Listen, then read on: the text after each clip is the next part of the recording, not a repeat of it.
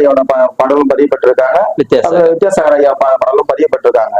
அப்போ இப்படி இருக்கும்போது அவரு வந்து தேவா ஐயா என்ன சொல்றாரு, எனக்கு இது வந்து பெருமை தான் அப்படின்ற மாதிரி குறிப்பிடுறாரு. எனக்கு என்னோட பாடல் வந்து திரும்ப வெளியே வருது, ஒரு வித்தியாசமான முறையில வருதுன்னும் பெருமை தான் மாதிரி சொல்றாரு.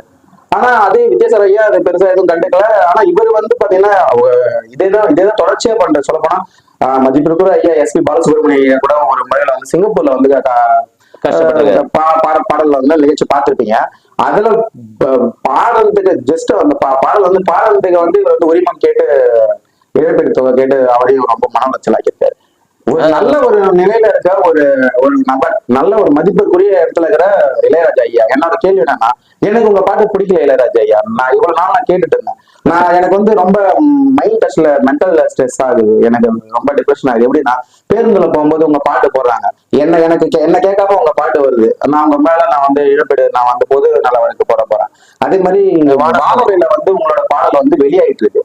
அதெல்லாம் யாரு கேட்டு உங்க பாடல் வந்து வானொலி நிலையத்துல வெளியாகுது. எனக்கு வானொலி எஃப்எம் கேட்க ரொம்ப பிடிக்கும். அதுல நான் வந்து திடீர்னு வந்து கேட்கும்போது உங்க பாட்டு கேட்கும்போது எனக்கு மைண்ட் ஆக்சுவலி வந்து மனநிலை ரொம்ப வந்து கடுமையா பாதிக்குது. அதனால உங்க பாடல் வந்து எங்களுக்கு தேவையில்லை, பொதுமக்களுக்கு வந்து நீங்க வந்து பதிவேற்றம் செய்ய தேவையில்லை, நீங்க நிறுத்துறீங்க, மொத்தமா நிறுத்திக்கோங்க, நாங்க மற்றவங்களோட பாடல் வந்து நாங்க கேட்டுக்கிறோம், நாங்களும் உங்க மேல வந்து நாங்க பொதுநலவழக்கு வந்து நாங்க கண்டிப்பா நாங்க இன்னும் கூடியவர்கள் தாக்கல் பண்ணுவோம்.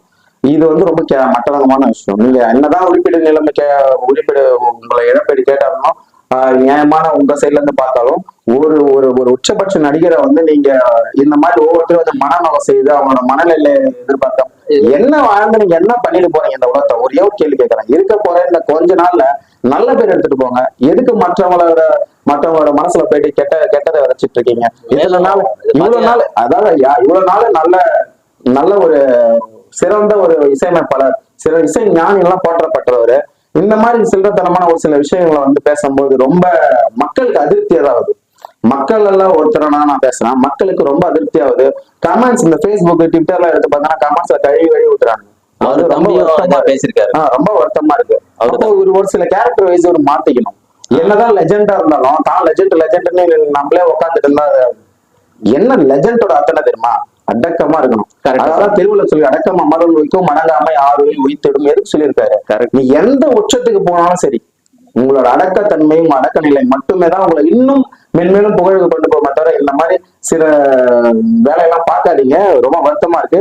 தயவு செஞ்சு உங்க பாடலை இனிமேல் வெளியிடாதீங்க. பொது தளத்துல எங்களுடைய அஜித் சார்பாகவும் கேட்டுக்கிறோம், பொதுமக்கள் சார்பாகவும் கேட்டுக்கிறோம். தயவு செஞ்சு உங்க பாடலை நீங்களே வச்சுக்கோங்க, வெளியில பொது தளத்துல விடாதீங்க. வானொலி நிலையமா இருக்கட்டும், பேருந்துகளா இருக்கட்டும், எந்த இடத்துல உங்க பாடல் வர தேவையில்ல. நன்றி.